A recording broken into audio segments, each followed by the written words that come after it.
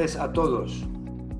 Bienvenidos a este seminario online organizado por Belzuz Abogados SLP y que versará sobre testamento y planificación sucesoria ante el COVID-19. Mi nombre es Enrique Belzuz Fernández y soy el director general de Belzuz Abogados Sociedad Limitada Profesional para España y Portugal.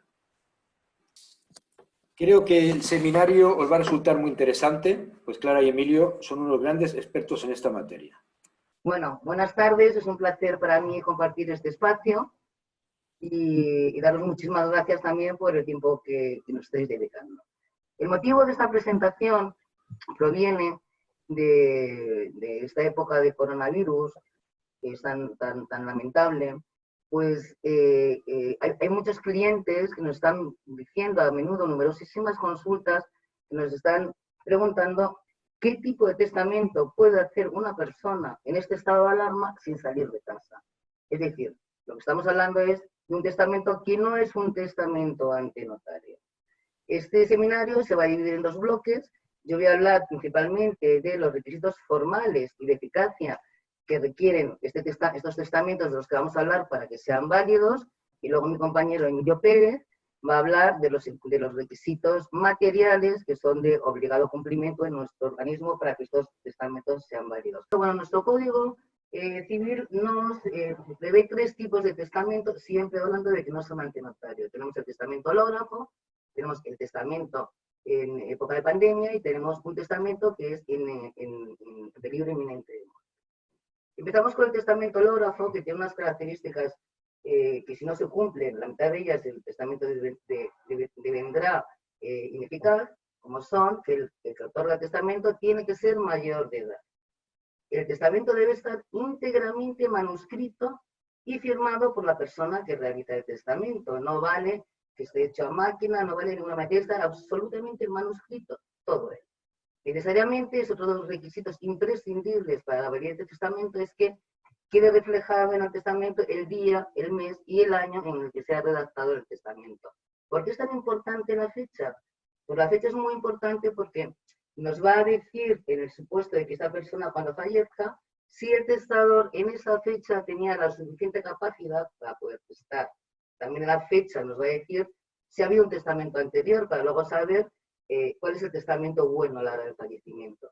Y también es importante la fecha porque nos va a decir qué legislación sería aplicable en el momento del fallecimiento.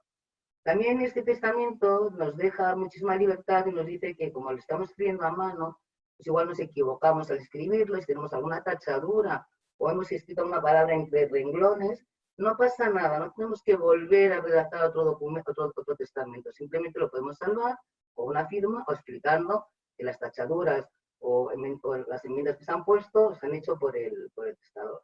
Otra de las características que tiene también este testamento es que no tiene un idioma para redactarlo. Puedes redactarlo en el idioma que quieras, como si sigue en catalán. También te dice que un extranjero que esté residiendo en España puede redactar el testamento en su idioma y ser absolutamente válido. Y simplemente luego, cuando ya tenemos el testamento, sí que es importante que nombremos un depositario o que digamos a alguien dónde se guarda ese testamento. Como conclusión, quería recomendar, creo que es necesario que en estos momentos otorguemos testamento, porque no estamos nadie exentos de que nos pueda pasar algo. Mi recomendación es hacer un testamento hológrafo que lo depositemos posteriormente en el notario. Muchísimas gracias. Voy a dar paso a mi compañero Emilio Pérez, que es el que va a seguir con el bloque siguiente. Muchas gracias. Hola, muy buenas tardes. Gracias, Clara. Corresponde ahora, como segunda parte de esta exposición, y es conveniente y hasta casi necesario, si nos ponemos a redactar el testamento, tener unas nociones de las normas por las que se rige nuestro derecho de sucesiones y por lo menos los principios más claros. La primera pregunta que nos surge, como es obvio, es ¿qué pasa si una persona fallece sin testamento? Bueno, yo me he permitido establecer la clasificación de las consecuencias como de fondo y de orden práctico. Bueno, el orden de sucesión intestada, que es lo que pasará en el caso de que de que falleciera la persona sin testamento. ¿Veis aquí partiríamos de la casilla del causante, que es la persona que fallece, y entonces lo que determina el Código Civil, que más o menos también lo sabemos todos, es que tiene preferencia sobre todos la línea recta.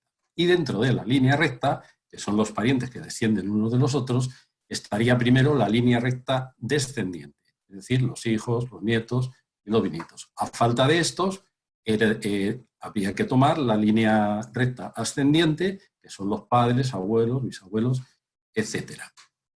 Vamos entonces a pasar ahora a ver qué cosas es importante tener en cuenta a la hora de redactar el testamento, qué disposiciones tiene que tener y qué posibilidades podemos utilizar para que verdaderamente se ejecute nuestra voluntad para cuando ya desgraciadamente no estás, pero lo has dejado escrito en tu testamento. Entonces, lo primero que tiene que contener el testamento es la designación de los herederos. Esto parece fácil, es decir, parece una perogrullada, claro, tendrás que designar a los herederos. Pero, sin embargo, lo he puesto aquí, porque es aquí donde surge, digamos, el primer escollo, que casi es lo más difícil de entender de nuestro derecho sucesorio. Y es que existe en el derecho civil español, que como he dicho proviene del romano, una serie de personas que sí o sí tienen derecho a la sucesión, salvo que se les desherede. Estas personas que tienen este derecho de suceder son los herederos forzosos. Vamos a ver ahora quiénes son los herederos forzosos. Dice el Código Civil que los herederos forzosos son los hijos y descendientes respecto de sus padres y ascendientes. Entonces, si la persona que va a hacer el testamento tiene hijos o descendientes, entonces tendremos que acudir a una situación que la vemos planteada en este esquema que veréis ahí en la pantalla, que parece como una tarta así en 3 trozos o porciones de quesitos.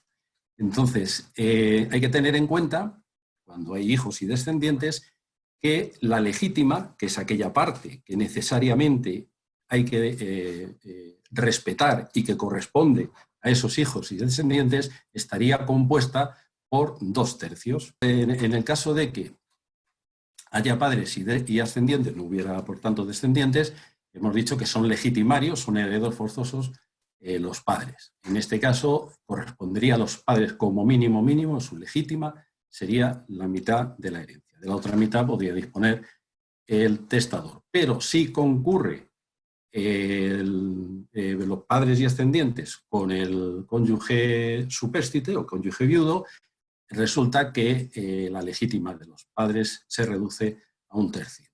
También, como hemos venido viendo, el cónyuge es un legitimario, es decir, el cónyuge viudo también tiene unos derechos, porque es heredero forzoso, menos de los cuales no se le puede dejar porque la disposición testamentaria no sería válida de otro modo.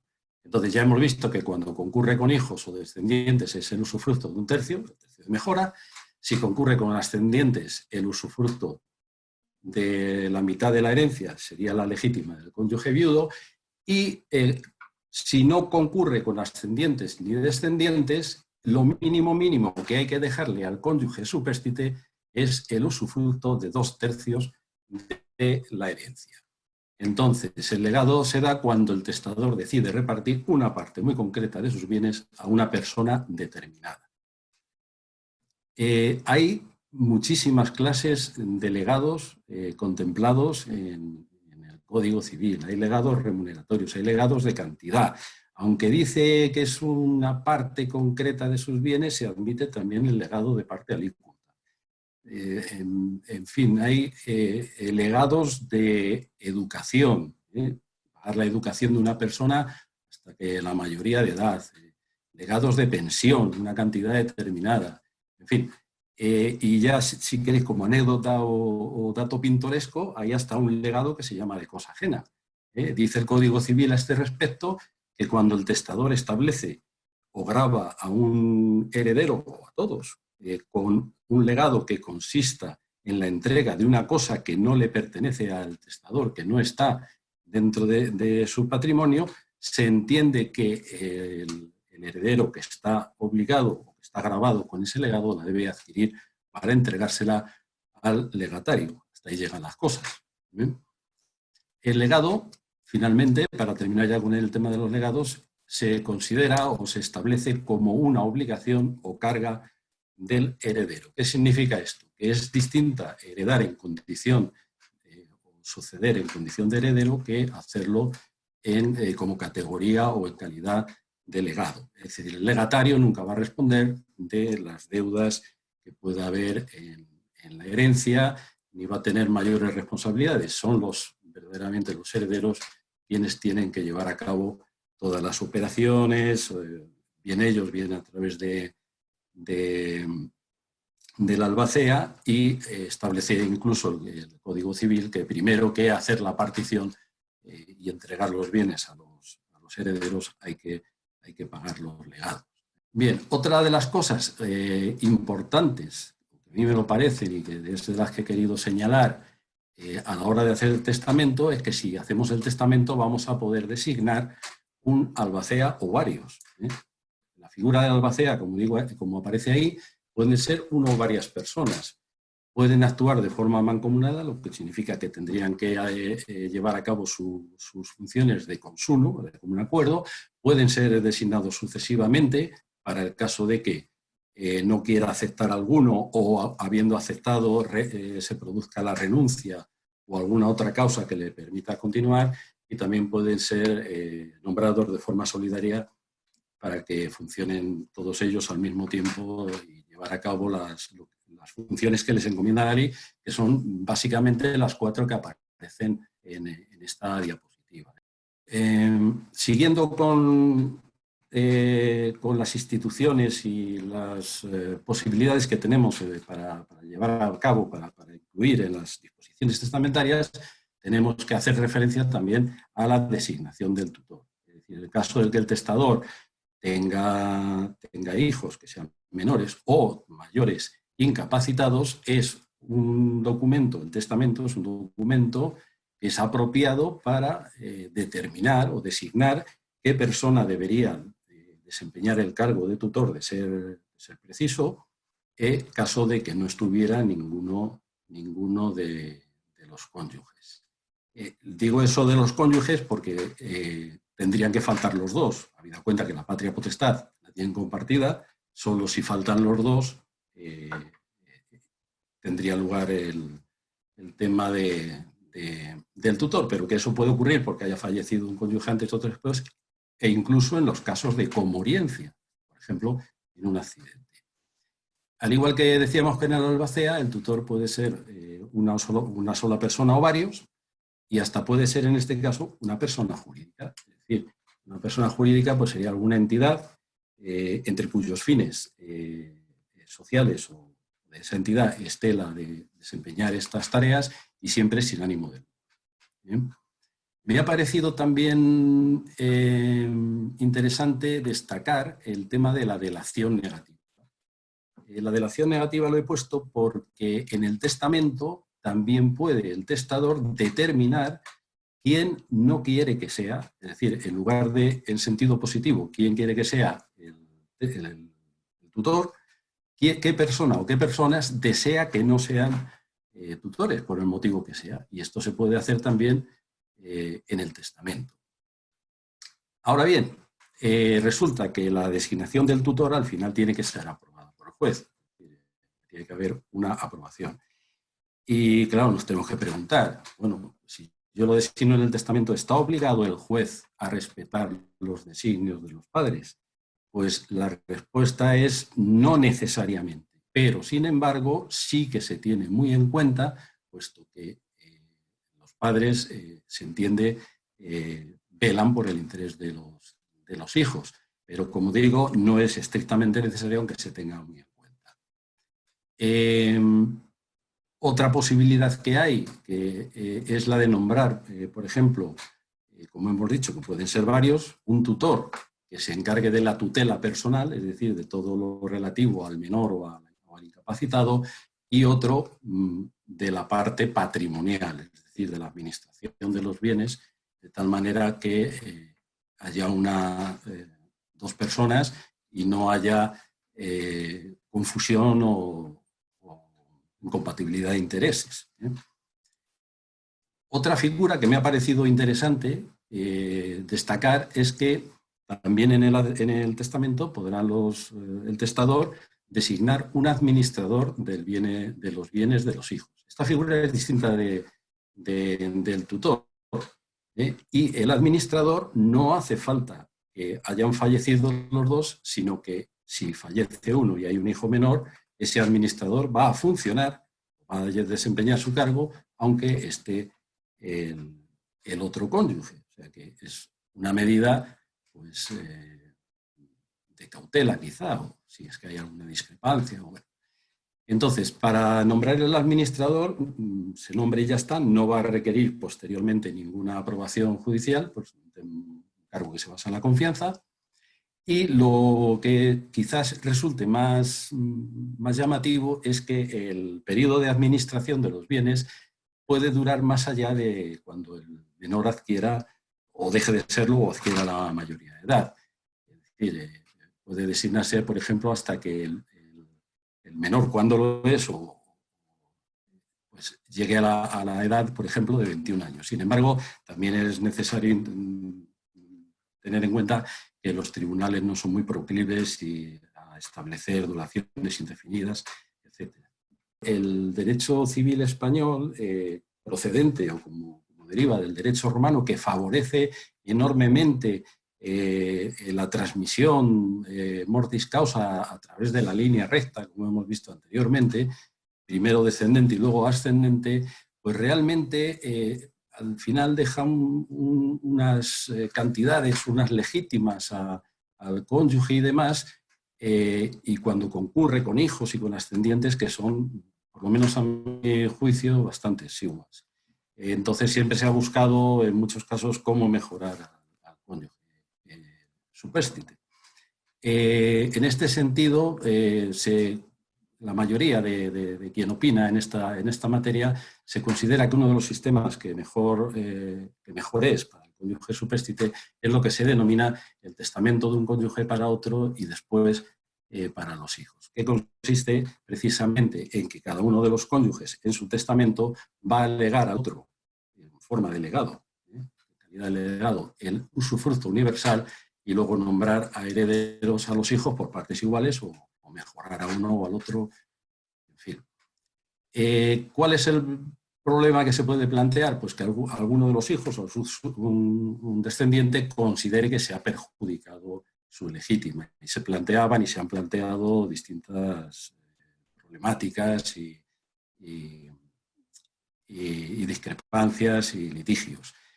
Y por eso se suele usar en estos casos lo que se denomina cautela socini. ¿En qué consiste? Pues la cautela socini consiste en una disposición testamentaria que va después de la que hemos comentado, de legar al cónyuge el usufructo de la totalidad de la herencia, disponiendo a través de esta cautela que aquel de los herederos o los hijos o descendientes que se oponga al usufructo, usufructo vitalicio sobre la totalidad de la herencia, va a quedar reducida su parte de la herencia a la legítima estricta. Esta estructura de testamento y demás ha pasado ya por los tribunales y digamos que se le ha dado el visto bueno, hay diversas sentencias y se considera que es también constitucional. Bien,